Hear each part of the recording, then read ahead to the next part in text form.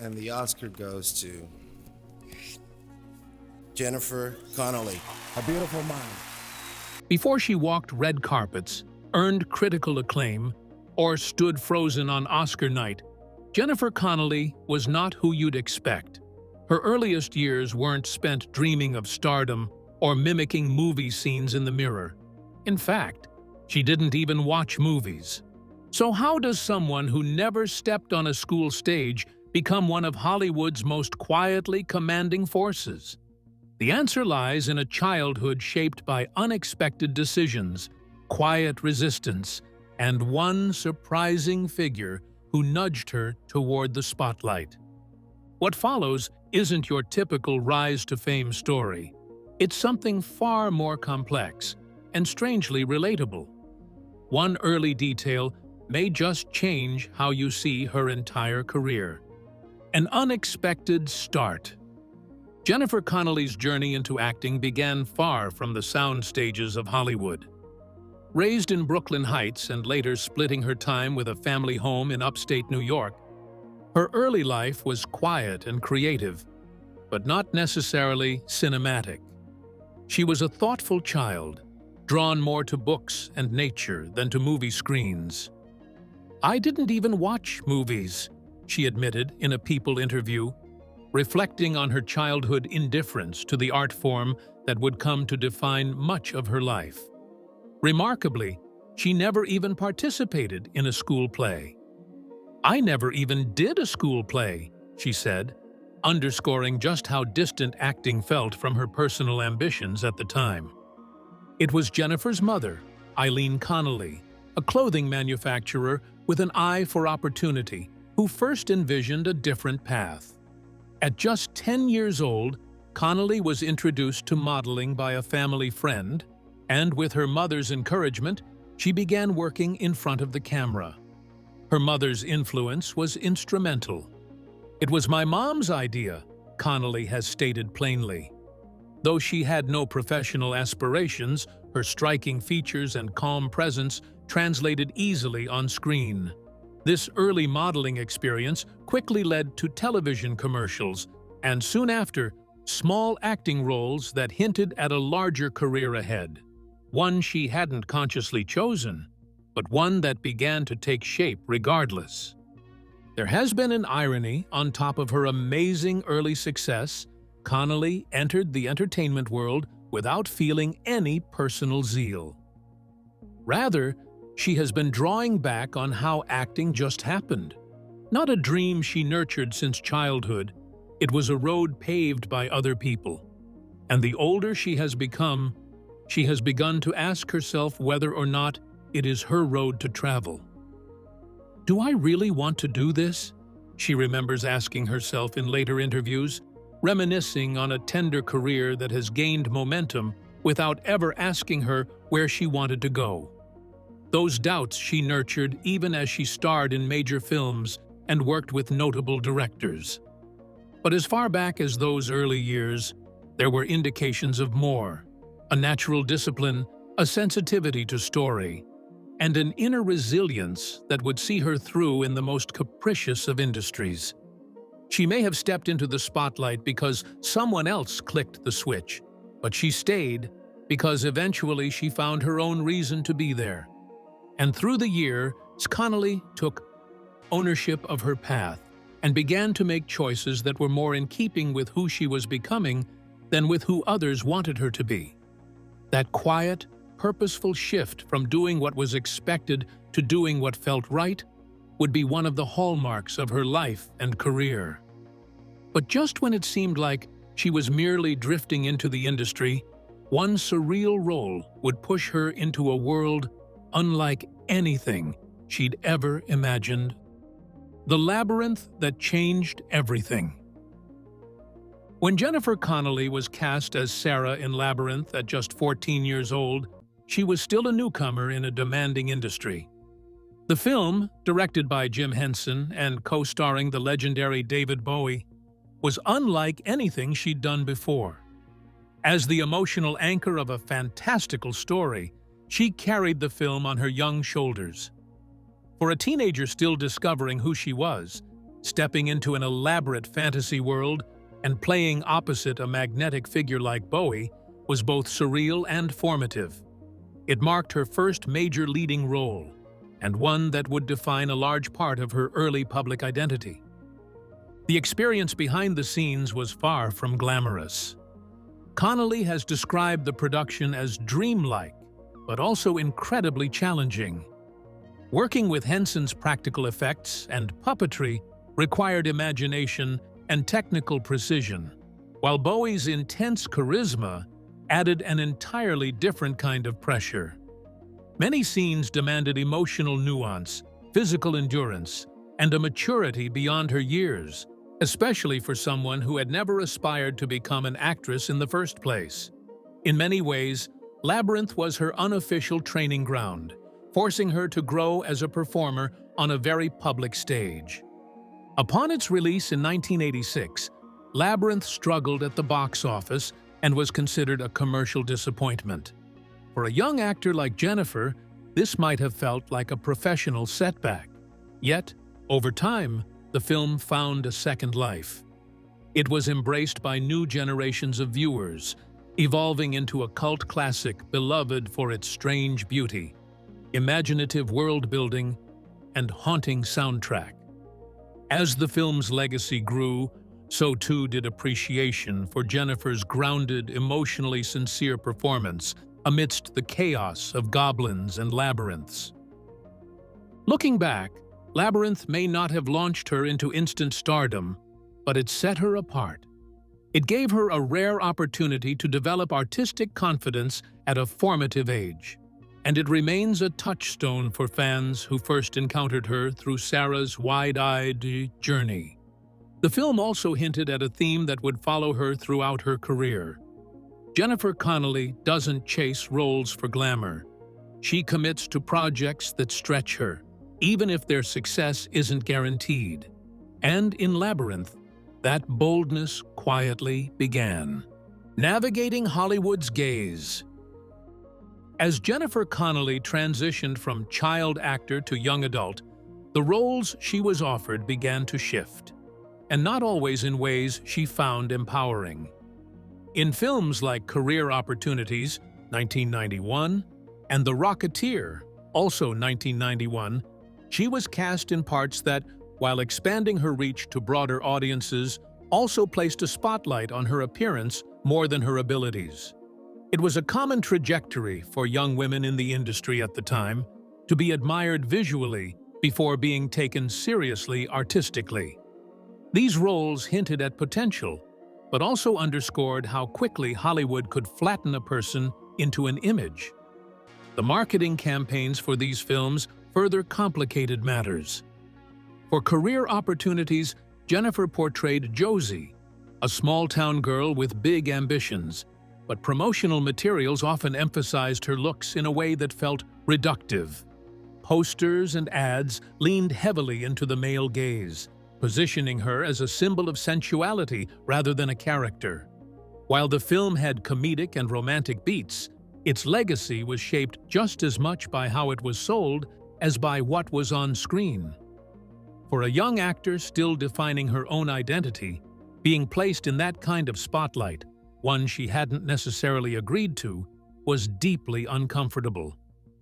Connelly has rarely spoken at length about this chapter, but the discomfort shows in the choices she would make later. Rather than capitalizing on her emerging it-girl status, she began to distance herself from roles that felt limiting or overly image-based. It was a quiet act of resistance, turning down projects that didn't align with her evolving sense of self. Whether it was a conscious strategy or an instinctive recoil from the industry's objectification, Jennifer began carving a path that allowed her to be more than what Hollywood saw on the surface. This period of her career is a reminder that early fame comes with a price, especially for young women in the spotlight. While some of her contemporaries leaned into the roles and the attention, Connelly seemed to retreat, choosing complexity over commercial appeal. It wasn't an easy or immediate transition, but it laid the groundwork for the serious, emotionally rich performances she would later deliver. In retrospect, her resistance to being reduced to an image might be one of her most quietly powerful career moves. Stepping back to step forward. In the mid-1990s, after years of navigating a film industry that often prioritized appearance over substance, Jennifer Connelly made an unexpected move. She stepped away from Hollywood and enrolled at Stanford University. At a time when many young stars were doubling down on their fame, Connelly was quietly questioning what she truly wanted. She chose to study literature and drama, not to chase another spotlight, but to explore ideas and deepen her understanding of the craft that had, until then, largely been thrust upon her. But she left the university before graduating. This decision marked a rare pause in a young career, one that was less about reinvention and more about reflection. For someone who never set out to be an actress, taking time to study and retreat from the public eye was a deeply personal course correction. Connelly has spoken in interviews about this being a period of serious questioning. Was acting truly her choice, or just the continuation of momentum set in motion by others? These years at Stanford weren't just academic, they were existential. She was rebuilding her relationship to the profession, seeking meaning in it rather than validation. That search wasn't quick, but it was necessary. What's striking about this chapter is how it foreshadowed the actress Jennifer would become. Her time away gave her a renewed sense of agency and a more grounded approach to her career. Instead of chasing blockbuster roles or high-profile projects, she returned to the screen with a sharper eye for complexity, often gravitating toward characters with emotional depth and layered motivations. This wasn't a comeback in the traditional sense, it was more of a reset, and it gave her the clarity to make bold, intentional choices going forward. In hindsight, this step away from fame may have been one of the most defining decisions of her career. It's easy to look at Connelly's later success and see only the high points: awards, critical acclaim, powerful performances. But what makes those achievements resonate is the foundation built during this quieter period.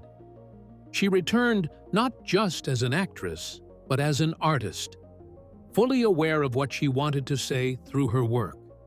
And perhaps more importantly, fully in control of how she wanted to say it. The Requiem reinvention. When Jennifer Connelly took on the role of Marion Silver in Darren Aronofsky's Requiem for a Dream, 2000, it marked a bold, unflinching break from the more polished roles of her earlier career. The film was raw, disturbing, and emotionally devastating, centered on addiction and psychological decay. For Connelly, it was a chance to shed any lingering perceptions of being simply a former teen star or a visual icon. Instead, she embraced a deeply troubled character, immersing herself in the pain, desperation, and fragility that Marion embodied. It was a performance that refused to play it safe, and it paid off. The role came with significant emotional and physical demands. Connelly lost weight for the part and delved into scenes that were intensely vulnerable and at times deeply uncomfortable to watch. Aronofsky's vision required not just technical skill but a visceral honesty, and Connelly delivered. Critics and audiences alike were stunned, not only by the film's brutal depiction of addiction, but by her fearlessness in portraying a woman unraveling. It was the kind of performance that redefined an actor's place in the industry overnight. What made Requiem for a Dream so pivotal wasn't just the acclaim, it was the credibility it brought her. After years of being scrutinized for her appearance or cast in roles that leaned more on charm than challenge, Connelly had carved out a new identity. A serious, transformative performer willing to go to uncomfortable places for the sake of truth. The film's indie roots and uncompromising tone may not have made it a mainstream blockbuster, But within the industry and among discerning audiences, it became a career-altering statement. More than 2 decades later, Requiem remains one of Connelly's most haunting and talked-about performances. It signaled the beginning of a new chapter in which she would consistently seek roles that interrogated the human experience rather than simply decorate it. If her early career had been about navigating the industry's expectations, Requiem for a Dream was the moment she smashed them entirely and claimed her voice in full. As she found her fiercest voice on screen, an unexpected moment under the brightest lights nearly silenced her entirely. A beautiful shock. In 2002, Jennifer Connelly reached one of the highest peaks of her career, winning the Academy Award for Best Supporting Actress for her role as Alicia Nash in A Beautiful Mind. Her portrayal of a devoted wife standing beside her brilliant but mentally ill husband, played by Russell Crowe, was nuanced and quietly powerful, earning her critical acclaim throughout awards season. But when her name was finally called at the Oscars, the moment felt anything but glamorous to her. It was a moment of sheer panic. Looking back, Connelly has admitted that she experienced a complete mental shutdown when she took the stage to deliver her acceptance speech. Despite the poised exterior many viewers saw that night, Connelly later revealed how profoundly overwhelmed she felt in that exact moment. "I remember walking up there and feeling like I was having a complete shutdown," she told People. "I remember looking out at the audience and just seeing all of these extraordinary people and feeling so overwhelmed and panicked." One element made it worse: the giant red countdown clock. "I remember seeing the teleprompter and it said 40 seconds, 39 seconds, and I was like, I don't know what to say. I don't know what to do," she recalled. That sense of paralysis took over completely, transforming what should have been a victory lap into an internal storm of anxiety. Amid that swirling panic, there was one grounding presence that kept her tethered: her father. Connelly has spoken fondly of bringing him as her guest, calling it a deeply meaningful choice. "I was really happy that I brought my dad," she said. "He was so proud." Having him by her side served as a poignant reminder of her roots, far from the Hollywood spotlight, back to her quiet, supportive upbringing in Brooklyn and upstate New York. In many ways, her father represented the life she led before acting chose her, and his presence at the Oscars became her emotional anchor during a moment that could have easily spun out of control. Winning the Oscar wasn't just a career milestone, it was a validation of the choices she had made up to that point. From turning away from objectifying roles to pursuing deeper, more demanding performances, Connelly had earned the industry's respect on her own terms. Yet her reaction that night, marked not by bravado, but by raw vulnerability and emotional candor, spoke volumes. "I just couldn't believe it," she admitted. "I wasn't prepared." It wasn't a display of insecurity. It was a rare, unguarded moment in a room built on performance. For Jennifer Connelly, the Oscar may have been a golden statue, but it also became something more enduring.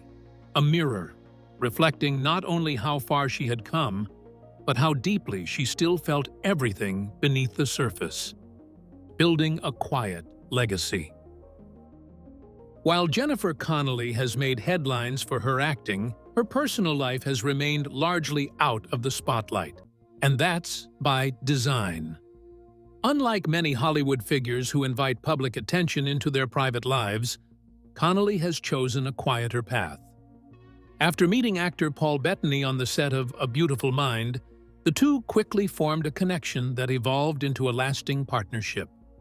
They married in 2003, and together they've raised 3 children: her son Kai from a previous relationship, and 2 children with Bettany, Stellan and Agnes. Despite their A-list status, they've kept their family life remarkably shielded from the public eye. Their chemistry sparked from the very beginning. I remember meeting him at the first read-through, Connelly told Entertainment Tonight. I thought, he's really good, that guy. Bettany was equally struck, though for him, it was Connelly's beauty that made the biggest impression.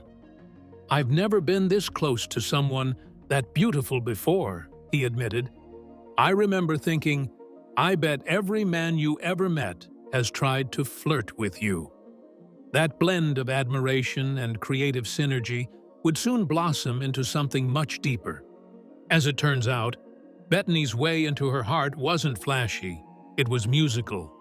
He started playing guitar, and it was all over, Connelly confessed. That moment of charm sealed something enduring. Since then, they've worked together on several films, including Shelter, a project that marked Bettany's directorial debut and featured Connelly in the emotionally demanding lead role. Far from complicating their dynamic, the experience only brought them closer. I feel very creatively aligned with him, she said. We are drawn to similar types of films and filmmaking. The collaboration also deepened their trust. I felt I had a lot of freedom to explore, she said, of working under her husband's direction. Because he's my husband, and I trust him so much, I felt very safe. That sense of emotional safety, both personally and professionally, has become a cornerstone of the life they've built together. Connelly's approach to motherhood is grounded in a fierce desire to protect her children's privacy. In interviews, she's acknowledged how important it is to give her kids a sense of normalcy, especially in a world that often blurs the line between public and private.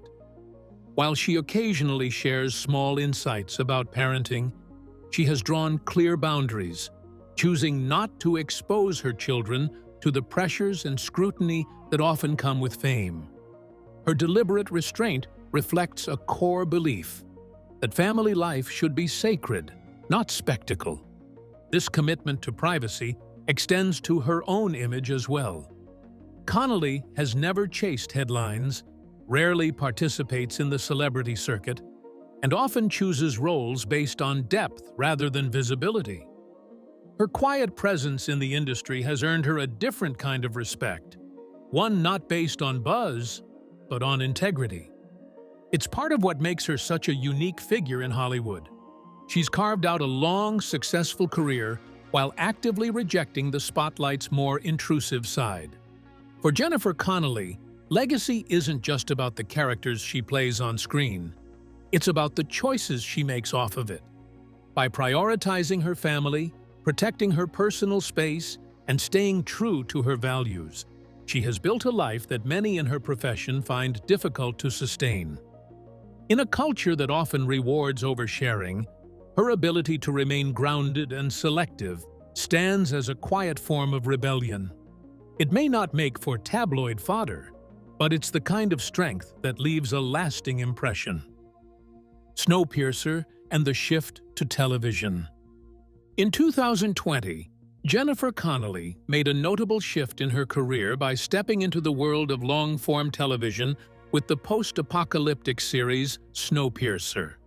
Based on the 2013 film and graphic novel, the series presented a new kind of creative challenge, playing a morally complex character across multiple seasons. Connelly took on the role of Melanie Cavill, the elegant and enigmatic voice of the train's PA system and its de facto leader, aboard a perpetually moving train carrying the last remnants of humanity through a frozen wasteland. It was a part that required both restraint and emotional nuance, blending power with internal conflict. Melanie was a departure from many of Connelly's previous roles. As a character, she was both admired and resented, a woman operating under immense pressure, constantly navigating ethical compromises in the name of survival. For Connelly, the layered storytelling format of television allowed her to dive deep into that moral ambiguity over time, something not often possible within the tighter framework of film. Week after week, she peeled back new dimensions of Melanie's identity. A brilliant engineer, a mother with a buried past, a leader haunted by difficult choices.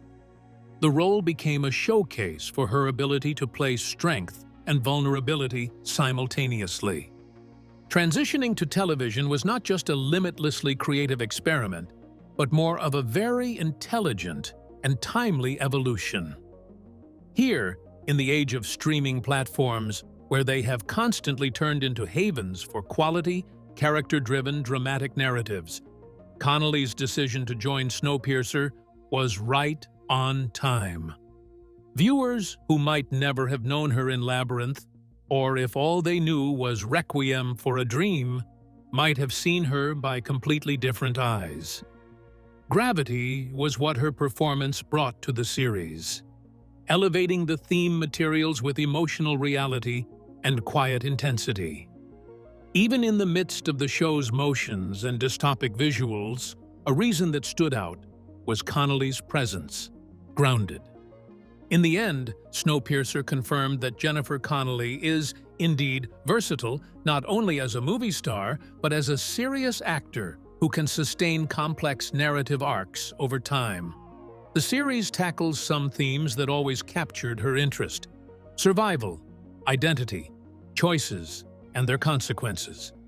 Plus, the new experiment was a reminder that even decades into her career, she remains up for trying new formats, being self-challenging, and pushing the limits of the stories she tells. It did not merely enrich her resume. Snowpiercer added something more complex to her legacy: rediscovering the big screen. Jennifer Connelly's return to the big screen in Top Gun: Maverick 2022 was more than just a casting choice. It was a reintroduction. In a film defined by legacy and nostalgia, her role as Penny Benjamin brought an elegant, grounded presence to the story. Penny wasn't a new character exactly. She was a previously mentioned name in the original Top Gun lore. But Connelly gave her life and dimension. As the confident, self-possessed single mother and bar owner with a romantic past with Maverick, Tom Cruise, Connelly's Penny became a perfect counterbalance to Cruise's enduring daredevil energy. What stood out about her performance was its quiet confidence. Penny wasn't there to be rescued or romanticized. She was a woman who had lived a full life, who matched Maverick's charisma with experience and stability. Connelly's portrayal was refreshingly mature and emotionally grounded, offering a kind of warmth and chemistry that felt lived in rather than manufactured. The film didn't rely on her star power in a flashy way. Instead, it trusted her to elevate the story with understated grace. It was a reminder that a powerful presence doesn't need to shout to be heard. For Connelly, Top Gun: Maverick marked a rare return to mainstream blockbuster territory after years of more niche, emotionally complex roles. Yet even in a high-octane, effects-heavy film, she stayed true to the qualities that have defined her best work: emotional authenticity, thoughtful restraint, and a deep understanding of character. Her performance resonated with longtime fans while also introducing her to younger viewers, many of whom may not have seen Labyrinth or Requiem for a Dream, but instantly connected with Penny's strength and charm. And it's a world she's not ready to leave behind just yet. When asked recently about the possibility of returning for Top Gun 3, Connelly didn't hesitate. "I'll be there. I'm ready," she told Entertainment Tonight with enthusiasm. Her eagerness stems from the experience of working on Maverick itself. "We had such a great time shooting it. It was fun," she said, highlighting not only her love for the role, but also her appreciation for the collaboration behind the scenes. Despite her excitement, Connelly noted that she hasn't seen a script or been officially approached yet. "I haven't seen anything," she said. "I had a casual chat with my friend, Joe Kosinski, who directed it, who I've worked with twice now. I'm his biggest fan. I think he's so great. I talked to him about the possibility of it, but I don't know anything concrete." Her comments echo broader conversations happening in the Top Gun universe. Producer Jerry Bruckheimer confirmed that a third film is indeed in early development, saying, "We pitched Tom Cruise a story he liked." Still, scheduling remains a challenge. "He's got a lot of movies lined up, so we have to wait and see," Bruckheimer explained, while praising Cruise's total commitment. "He's really engaged in every part of the process." With Cruise, Glenn Powell, and Miles Teller all expressing interest in returning, and Connelly fully on board, Top Gun 3 feels less like a question of if, and more like when. Until then, Maverick stands as a cultural and creative milestone, and Connelly's role in it proved that she remains as relevant and captivating as ever. In a story driven by speed, nostalgia, and spectacle, she brought something just as vital: heart. Her return to blockbuster cinema was not a reinvention, but a graceful reminder of her enduring appeal, an actress whose quiet power has always left a lasting mark. Just as she soared back into the mainstream spotlight, Connelly took a bold leap into a world where reality bends and identity fractures, the multiverse within. Jennifer Connelly's latest chapter finds her at the center of Apple TV+'s ambitious science fiction series, Dark Matter, a project that once again challenges her to explore new emotional and creative territory. In the series, based on Blake Crouch's best-selling novel, she plays Daniela Desson, the wife of a physicist whose world is upended when he's thrown into alternate realities. But what makes Dark Matter especially resonant for Connelly is its demand that she inhabit not just one, but several versions of the same character, each shaped by different choices, regrets, and dreams. For an actress known for her depth and subtlety, it's a role that feels almost tailor-made. The complexity of Dark Matter lies not just in its sci-fi premise, but in the human questions it raises. Who are we when faced with the roads not taken? What remains at our core when circumstances shift? As Daniela, Connelly must evoke a range of emotions: love, confusion, resilience, and sometimes despair, all while playing off the shifting identities of her on-screen husband, played by Joel Edgerton. The show gives her space to flex the emotional muscles honed over decades, balancing moments of quiet intimacy with the existential weight of parallel universes. Fans and critics alike have praised her for grounding the high-concept material in genuine feeling, keeping the story relatable even as it spirals into the fantastical. What stands out about Connelly's performance in Dark Matter is how fully she commits to the emotional authenticity of each reality. She doesn't just play a character caught in the multiverse, she embodies the uncertainties and hopes of anyone who's ever wondered, what if? This resonates deeply with her broader body of work, which has often focused on identity, trauma, and the search for meaning. It's also a testament to how she approaches her career at this stage, by seeking out narratives that stretch her understanding of herself and the world, rather than settling into familiar rhythms. Off-screen, Connelly's approach to this new phase is equally thoughtful. She's spoken in recent interviews about how experience and maturity have changed her relationship to acting. She's less concerned with fame and more interested in growth, both as an artist and as a person. Projects like Dark Matter aren't just another job. They're a chance to ask bigger questions and stay curious, both creatively and philosophically. In this way, Jennifer Connelly's journey is still unfolding, and Dark Matter may be just another portal into the ever-expanding multiverse of her talent and ambition. Thanks for watching. If you enjoyed diving into Jennifer Connelly's journey, don't forget to like the video, drop a comment with your favorite moment, and subscribe for more stories that go beyond the spotlight. And if you're curious about where her path led next, Stick around and click on the next video on your screen. Trust us, you won't want to miss it.